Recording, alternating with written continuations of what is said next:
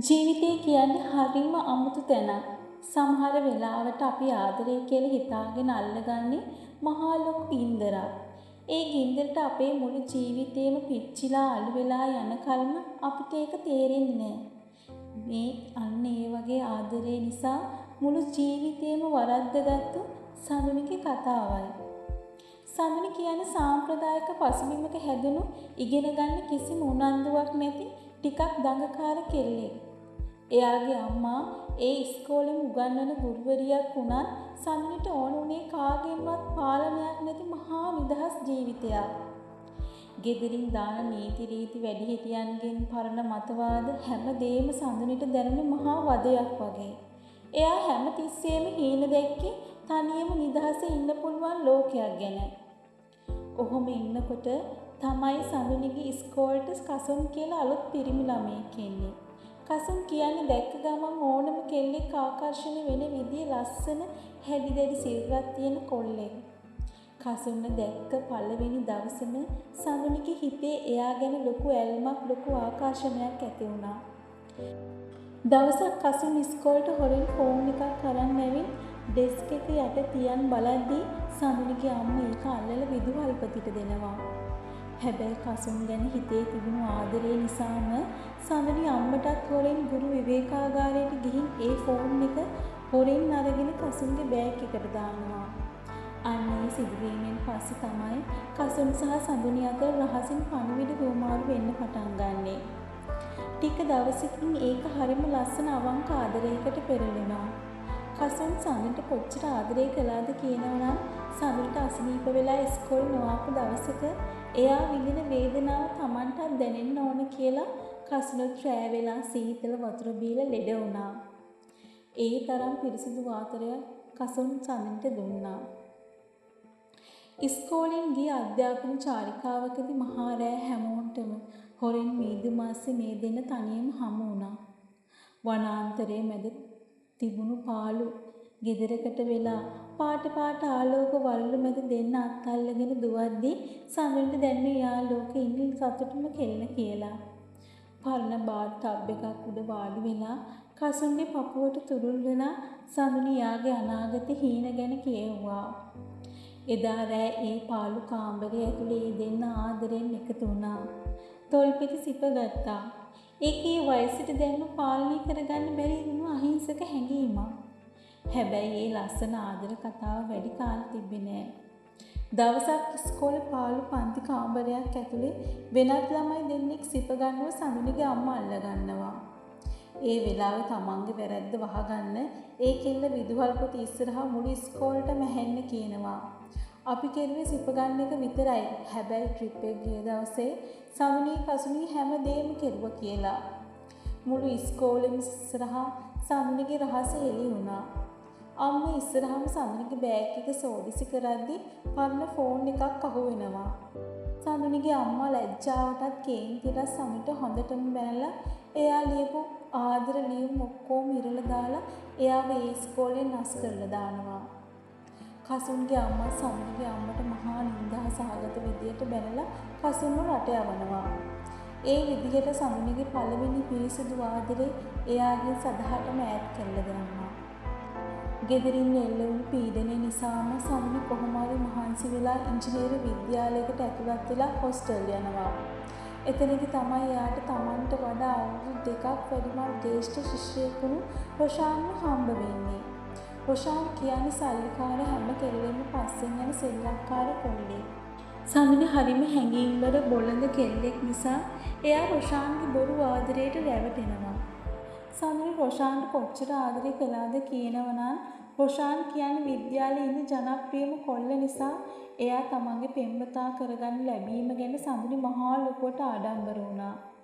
යාළුවෝ හැමෝම රොෂාන්ගේ හැටි කියද්දි බනිද්දී සඳුනි කාටවත් ඇහුම්කන් දුන්නේ නැහැ. සඳුනි රොෂාන්ට එයාගේ මුළු ජීවිතේම ශරීරයම පූජා කළා. රොෂාන් වෙනුවෙන් තමන්ගේ ආත්මයම දිය කරලා දාන්න තරම් මහා මෙරක් වගේ ආදරයක් සඳුනිගේ හිතේ තිබුණා. එයා රොෂාන්ගේ කාමරයටම ගිහින් තමන්ගේ සීමාවන් හැමදේම අමතක කරලා රොෂාන්ගේ වැළඳ ගැනීම අස්සේ තමන්ගේ මුළු ලෝකයම දකින්න හැදුවා. හැබැයි මාස කිහිපයකට පස්සේ රොෂාන් උසස් අධ්‍යාපන විදේශගත වෙන්න ලෑස්ති වෙනවා. යන දවසේ එයා වෙනුවෙන් තෑගි බෝගත් තරම් සඳුනි එයා බලාගන්න ගුවන් තොටුපළට යද්දී රොෂාන් ඒ තෑගි ඔක්කොම එතනම දාලා යනවා. රට ගියාට පස්සේ රොෂාන් ෆෝන් නම්බරුත් වෙනස් කරලා සඳුනිව මග හරිනවා. සඳුනි යාළුවන්ගෙන් නම්බරේ ඉල්ලගෙන අඬා කෝල් කරද්දී රොෂාන් මුළු විද්‍යාලයෙන් ඉස්සරහ සඳුනිව ප්‍රතික්ෂේප කරනවා. රොෂාන් උපාධි ප්‍රදානෝත්සව දවසේ සඳුනි හැමෝම ඉස්සරහ රොෂාන්ගේ මූණටම ගහලා අහනවා. ඇයි මට මෙහෙම කෙරුවේ කියලා. ඒ වෙලාවේ රොෂාන් මහා නපුරු විදිහට කියනවා මම මේ සම්බන්ධය කවදාවත් සීරියස් ගත්තේ නෑ. තමුසේ මගේ පස්සෙන් වැටීගෙන ආවි කියලා එදා සඳුනිගේ මුළු හදවතම කෑලි කෑලි වලට බිඳලා ගියා. තමන් ආදරේ කියලා වටිනාම දේ පූජා කරපු මිනිහා තමන්ව පාවිච්චි කරලා විස් කරපු බාණ්ඩ ගන්නට දැම්මා. ඒ දුකට සඳුනි දවස් ගාණක් මොකා නොවි හොස්ටල් කාමරේ ඇතුලේ සිහිය නැතුව වැට රුවල් ගත කරන්න පවා සිද්ධ වුණා. ජීවිතේ හැමදාම එකම තැන අතර වෙන්නේ නෑ. සඳුනි කොහොම හරි ඉංජිනේරු පාඨමාලාව ඉවර කරලා කොළඹ නගරේ හොඳ රස්සාවකට යනවා. යාළුවෝ එක්ක අපාර්ට්මන්ට් එකක ඉන්න සඳුනි එයාට හම්බ වුණු පළවෙනි පඩියෙන්න කෙරුවේ තමන්ගේ මූණ තිබුණු කුරුණෑ කැරල් මකා ගන්න එක. මොකද රොෂාන් තමන්ව දාලා යන්න ඒ කැරල් හේතුවක් වුණා කියලා එයා වැරදියට හිතාගෙන හිටියා. ඔහුම ඉන්නකොට සඳුනිට ෆර්හාන් කියලා යාළුවෙක් හමු වෙනවා. ෆර්හාන් සඳුනිට ගොඩාක් ආදරේ කරත් සඳුනිගේ හිතේ තිබුණු කේන්තිය සහ කලකිරීම නිසා ඒ සම්බන්ධය නතර වෙනවා. දවසක් සුපර් මාකට් එකකට බඩු ගන්න ගිය වෙලාවක සඳුනිගේ ඇඟේ පුංචි බබෙක් අතක් වදිනවා. සඳුනි හැල්ල බලද්දී ඒ බබා වඩාගෙන ඉන්නේ වෙන කවුරුත් නෙමෙයි සඳුනිගේ පළවෙනි ආදරය කසුන්. අවුරුදු ගණනාවකට පස්සේ කසුන්ව දකිද්දී සඳුනිගේ හිත අතීතයට දිව්වා. කසුන් දැන් විවාහකයි. එයාට ලස්සන දරුවෙක් ඉන්නවා. එදා රෑ කසුන් තමන්ගේ කාමරයට එක්කන් ඇවිත් බබාව නිදි කරවන අතරේ ඒ දෙන්න අතරේ ආයෙත් ඒ පැරණ ආදරණීය හැඟීම ඇති වෙන්න හැදුවත් කසුන්ට එයාගේ බිරිඳගෙන් කෝල් එකක් එනවා. තමන් කරන්නේ වැරද්දක් කියලා තේරුම් ගන්න කසුන් බබාවත් අරන් සඳුනිගේ සමුගන්න යනවා. අවසානයේ සඳුනි තනියම ජීවත් වෙන්න පුංචි වත්තක් තියෙන කුලී ගෙදරකට එනවා. එතෙන්ට සඳුනිගේ අම්මා එනවා සඳුනිව බලන්න. අම්මා කාමරේ සුද්ධ කරලා ජනේලය ඇල්ලලා දාපු වෙලාවේ සඳුනි පණ වගේ හදපු පූස් පැටිය ජනේලෙන් පැනලා යනවා. ඒ වෙලාවේ සඳුනි තමන්ගේ පාලනයේ නැති වෙලා අම්මට මහා හයියෙන් කෑ ගහලා බනිනවා. ඔයා මගේ මුළු ජීවිතේම විනාශ කරා. මගේ පළවෙනි ආදරේ නැති කළා. දැන් මං සතුටින් හිටපු එකම දේ පූස් පැටියක් නැති කළා. මෙතනින් යන්න කියලා සඳුනි අම්මට හොඳටම බනිනවා. අම්මා කිසිම වචනයක් නොකිය මහා ලොකු දුකකින් එතනින් නිහඬව යන්න යනවා. හැබැයි ඊට පස්සේ තමයි සඳුනිගේ හොඳම යාළුවා නිෂාට බබෙක් හම්බ වෙන්නේ. අනාථ දරුවෙක් වුණු නිෂා අම්ම කෙනෙක් වුණාට පස්සේ සඳුන්ට කෝල් කරලා අඬමින් කියනවා සඳුනි මට අම්ම කෙනෙක් වෙද්දි තමයි තේරෙන්නේ අම්ම කෙනෙක් තමන්ගේ දරුවෙක් වෙනුවෙන් කොච්චර කැපකිරීමක් කරනවද කියලා. ඔයා දැම්ම ගිහින් ඔයාගේ අම්මව හම්බ වෙන්න කියලා. ඒ වචන ටික සඳුනිගේ හදවත පසාරු කරන් ගියා. එයා දුවගෙන යනවත් අම්මගේ විශ්‍රාම ගැනීමේ උත්සවයට.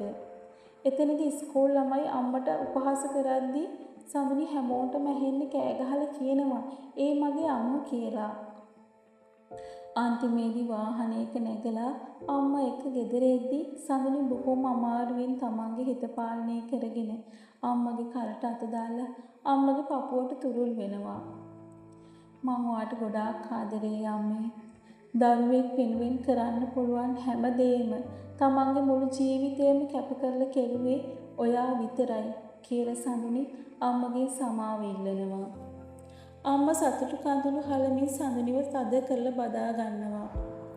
අවසානයේ සඳුනි තමන් කැමති වුන් කාගෙන්වත් කරදරයක් නැති පූස් පැටවුන් එක්ක පොත් කියමින් තනියම ජීවත් වෙන්න පුළුවන් ලස්සන පුංචි ලෝකයක් ගොඩනගා ගන්නවා.